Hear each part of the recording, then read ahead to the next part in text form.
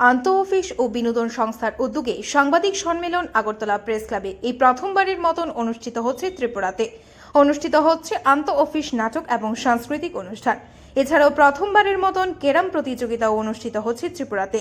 সাংবাদিক সম্মেলনে জানালেন জেনারেল সেক্রেটারি রাজীব বন্দ্যোপাধ্যায় যে আমরা 3 মাস ব্যাপী যে আন্তঃ অফিস প্রতিযোগিতা করলাম, যেটা শুরু হয়েছিল ক্যারাম দিয়ে, শেষ হয়েছে নাটক দিয়ে। সমস্ত পুরস্কারগুলি আমরা রবীন্দ্র ভবনে গত 3 তারিখ বিতরণ করেছি। এখন আমরা দুটো ন্যাশনাল যে সিভিল সেক্রেটারিয়েট টুর্নামেন্ট আছে সেটা হতে যাচ্ছে ত্রিপুরায়। আগে আমরা দেখেছি ক্যারাম, নাটক এগুলিতে সিভিল সেক্রেটারিয়েট টুর্নামেন্ট ত্রিপুরাতে হয়েছে, কিন্তু এইবার আমাদেরকে দুটো সিভিল সেক্রেটারিয়েট টুর্নামেন্ট করার অনুমতি দিল্লি দিয়েছে এবং রাজ্য সরকার দিয়েছে। মাননীয় মুখ্যমন্ত্রী তার মধ্যে সম্মতি প্রকাশ করেছেন। এই দুটো সাবজেক্টের মধ্যে যে কালচারাল ইভেন্ট এবং শর্ট প্লে মানে সংক্ষিপ্ত নাটক 1 ঘন্টার হয়, সেটা all India civil secretariat rules অনুযায়ী সেটা রবীন্দ্র ভবনে আগামী 10 নভেম্বর থেকে শুরু হচ্ছে। প্রথম 10 নভেম্বর সকাল 9টা থেকে আমরা একটা র্যালি বের করব। সারা ভারতবর্ষের থেকে যেসব রাজ্যগুলি আসছে তারা যার যার পোশাকে যার যার স্টেটের নিয়ে আমরা রবীন্দ্র ভবন থেকে বেরিয়ে আমরা রাজবাড়ি গেট হয়ে, ফার্স্ট গেট হয়ে, কামান চৌমুহনী হয়ে, পোস্ট অফিস চৌমুহনী হয়ে, আদামের চৌমুহনী হয়ে আবার রবীন্দ্র ভবনে আসব। তারপরে আমাদের এই অনুষ্ঠান উদ্বোধন করবেন এই রাজ্যের মাননীয় মুখ্যমন্ত্রী শ্রী জিষ্ণু দেববর্মা মহাশয়, ডেপুটি উপমুখ্যমন্ত্রী শ্রী জিষ্ণু দেববর্মা মহাশয়। আর তার সঙ্গে থাকছেন আমাদের দিল্লি থেকে আগত বিনীতা সুদ, চিফ ওয়েলফেয়ার অফিসার ডিওপিটি, এবং থাকছেন Kulbhushan Malhotra, secretary all India civil secretariat service cultural sports board, new Delhi.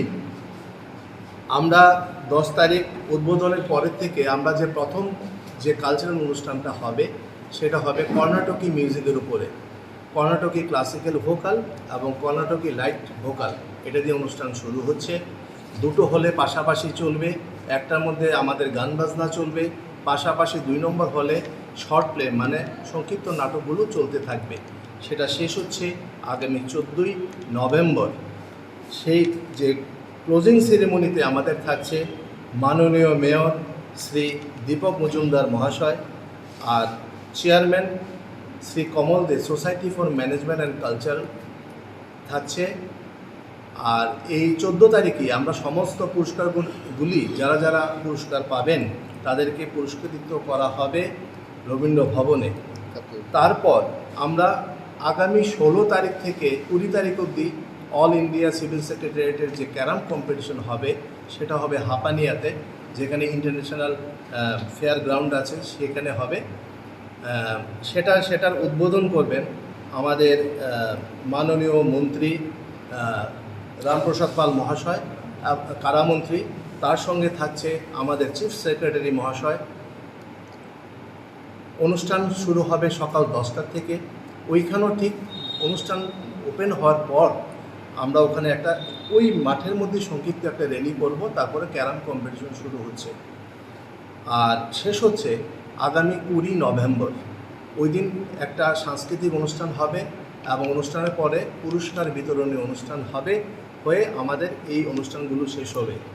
এটা এই রাজ্যের জন্য খুবই গর্বের যে দুইটা সাবজেক্টের উপরে একটা national bureau report, Tripura news 8।